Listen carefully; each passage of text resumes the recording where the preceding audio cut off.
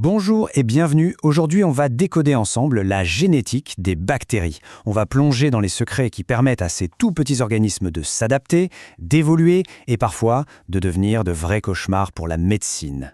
Alors la grande question qu'on se pose, c'est comment une bactérie qui semble si simple peut-elle devenir une super bactérie? Comment fait-elle pour déjouer nos antibiotiques les plus forts? Eh bien, toute la réponse est cachée dans son ADN.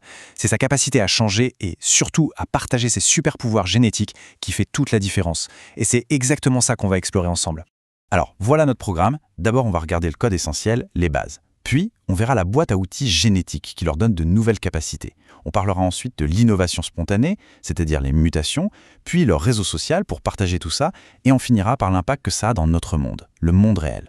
Allez, on attaque la première partie, le code essentiel. Pour bien saisir comment une bactérie peut changer et évoluer, il faut d'abord comprendre comment elle fonctionne à la base.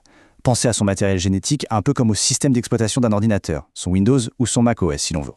Donc au cœur de ce système d'exploitation, on trouve le chromosome. C'est une énorme molécule d'ADN toute seule et en forme de cercle. Elle contient à peu près 3000 gènes.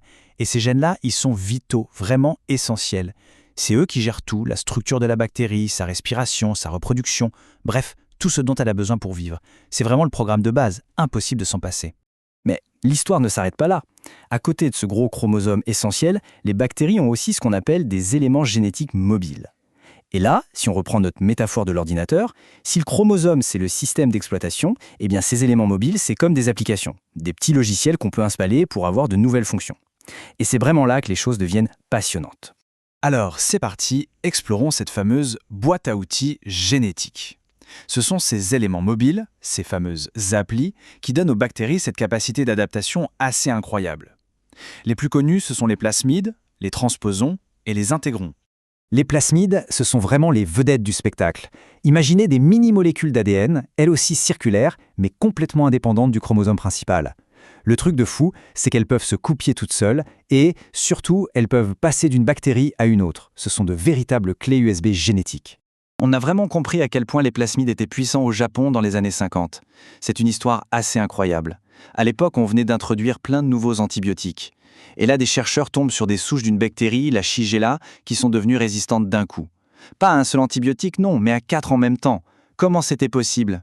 L'hypothèse qui s'est confirmée, c'est que tous les gènes de résistance avaient été transférés d'un seul bloc sur un plasmide. Et ce que ces plasmides peuvent transporter, c'est juste hallucinant. Ils peuvent donner à une bactérie des pouvoirs nouveaux. La capacité de produire des poisons, les toxines, ou de s'accrocher plus facilement à nos cellules. Et bien sûr, c'est eux les grands responsables de la diffusion de la résistance. Pas seulement aux antibiotiques, attention, mais aussi aux antiseptiques, aux métaux lourds et même aux radiations. Alors en plus des plasmides, on a aussi les transposons. On les appelle les gènes sauteurs. Pourquoi? Parce qu'ils peuvent littéralement sauter d'un endroit à un autre sur l'ADN. Et puis il y a les intégrants qui fonctionnent un peu comme des plateformes qui peuvent capturer et collectionner des cassettes de gènes. Contrairement aux plasmides, ils ne peuvent pas voyager seuls, mais ils jouent un rôle énorme pour réorganiser le génome et diffuser de nouveaux gènes, en particulier les gènes de résistance. Bon, ce partage de gènes, c'est super puissant. Mais pour partager une information, encore faut-il que cette information existe, qu'elle soit nouvelle. Alors d'où vient cette nouveauté? Eh bien la source de tout, l'étincelle de départ, c'est la mutation. C'est tout simple. Imaginez une petite faute de frappe qui se glisse au hasard quand l'ADN est en train d'être copié. Ok, mais comment est-ce qu'une toute petite faute de frappe peut rendre une population entière de bactéries résistante? Le mécanisme est d'une logique implacable. Imaginez, on a une énorme population de bactéries. La plupart sont sensibles à un antibiotique. Mais au milieu de cette foule, par pur hasard, il y en a une ou deux qui ont cette fameuse mutation qui les rend résistantes. Maintenant, qu'est-ce qui se passe si on ajoute l'antibiotique? C'est simple, il tue toutes les bactéries sensibles. Et qui restent uniquement les mutantes résistantes. Et là, elles ont le champ totalement libre pour se multiplier et occuper tout l'espace. C'est la sélection naturelle en action. Et ça, c'est vraiment le point le plus important à comprendre. Je le répète, l'antibiotique ne crée pas la résistance. Il ne fait que la sélectionner. Il agit comme un grand filtre. Il révèle les bactéries qui étaient déjà résistantes par hasard. Il leur donne un avantage énorme sur les autres et c'est ça qui leur permet de proliférer.